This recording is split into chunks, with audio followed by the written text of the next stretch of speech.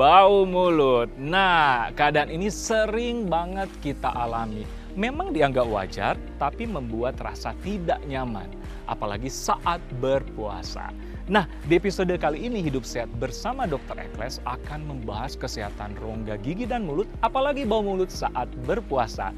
Kali ini saya bersama dengan Dr. Gigi Alis Tampu Bolon. Oh ya, selamat menunaikan ibadah puasa. Ya, selamat pagi Dr. Alis. Selamat pagi, Dok. Apa kabar? Alhamdulillah sehat. Iya, selamat menjalankan ibadah puasa ya. Terima kasih. Selalu sehat.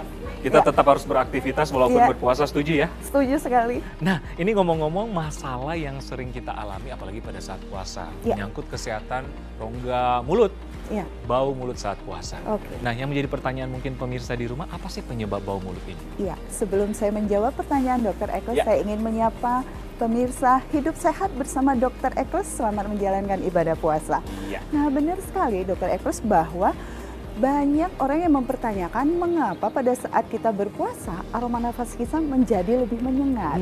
Nah, itu Nah, dong. penyebabnya itu ada dua. Ya. Yang pertama, karena kita tidak melakukan aktivitas mengunyah sehingga jumlah air liur kita itu menjadi berkurang. Oke. Kemudian yang kedua, Ya. kita juga tidak melakukan aktivitas minum sehingga rongga mulut kita menjadi kering.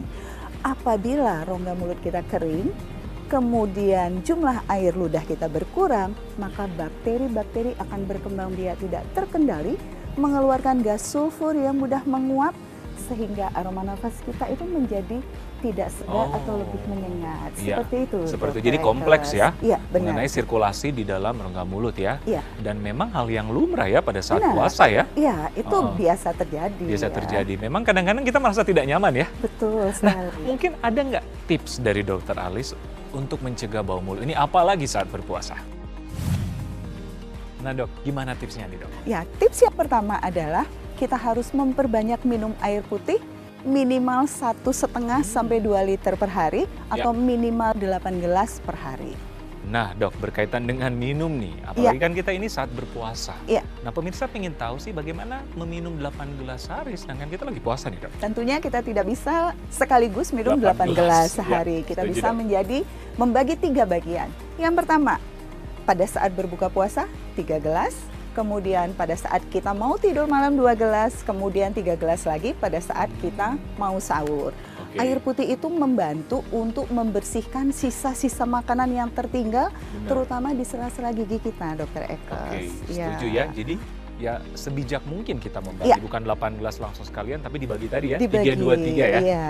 Tips yang kedua adalah sebaiknya kita menghindari makanan-makanan yang mengeluarkan aroma menyengat seperti bawang putih, Baik. bawang bombay, pete, dan lain sebagainya. Oke, Sebaiknya kita lebih memperbanyak mengkonsumsi makanan yang berserat, terutama buah. oh Karena buah bisa membantu melembabkan rongga mulut kita karena aktivitas mengunyahnya lebih lama. baik, Seperti baik, itu. baik. Memang syarat sangat berguna ya di samping Iya, kesehatan pencernaan, benar ternyata rongga sekali. mulut ya. Iya. Oke, benar. yang ketiga dokter. Yang ketiga, ini yang paling penting, Dr. Ekles. Karena sebaiknya kita harus merawat kesehatan gigi kita, bukan hanya bersih tetapi sehat. Bagaimana caranya? Tentunya dengan menggunakan bahan-bahan yang tepat. Nah, dokter tadi kan menyebutkan bahan yang tepat. Ya. Nah, bahan yang tepat untuk pembersih gigi seperti apa, dokter? Jadi harus kita ketahui bahan pembersih gigi itu ada 2. Ya. Yang pertama, pasta gigi, yang kedua obat kumur. Ya. Saya katakan tadi bahwa yang menyebabkan nafas kita tidak segar adalah bakteri yang berkembang biak tidak terkendali. Sebenarnya pelindung alamiah kita, air ludah, itu bisa mengendalikan pertumbuhan bakteri dengan catatan fungsi atau kualitasnya harus terjaga atau harus baik, Dr. Ekles. Oke, jadi memang menyangkut kualitas air liur atau Iya, air ludah. benar Nah, bagaimana sekali. sih menjaga kualitas ini? Mungkin pemirsa ingin tahu kualitas air ludah atau air liur tetap baik. Ya, menjaga kualitas air liur kita tetap baik, tentunya kita harus menggunakan bahan-bahan pembersih untuk membersihkan rongga mulut kita yang tepat, Ya. yaitu pasta gigi yang tanpa deterjen, kemudian mempunyai kandungan enzim dan protein, sehingga meningkatkan kandungan enzim dan protein yang sudah terdapat di dalam air ludah kita. Seperti itu, Dok. Oke. Nah, bagaimana dengan obat kumur, dok? Nah, obat kumur yang harus kita hindari adalah yang pertama, obat kumur yang mengandung alkohol karena semakin membuat mulut kita menjadi kering. Ya. Kemudian kita harus menghindari obat kumur yang menggunakan antiseptik karena antiseptik itu membunuh kuman. Kita tahu bahwa kuman tidak boleh dibunuh tetapi harus dikembalikan. Jadi gunakanlah obat kumur yang free alkohol dan free antiseptik. Setuju, apalagi di saat bulan puasa ya. Benar sekali, dokter. Terima kasih Dokter Alis. Sama-sama. Dr. Selamat Agus. menjalankan ibadah puasa. Terima Tetap kasih. semangat. Iya.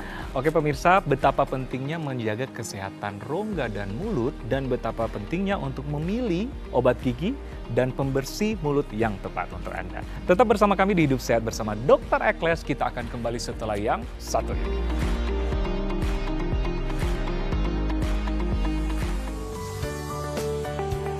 Di akhir acara, Ibu Yulia Kusumanti dari PT Enzim Bioteknologi Internusa akan memperkenalkan beragam produk kesehatan untuk menjaga kesehatan gigi dan mulut.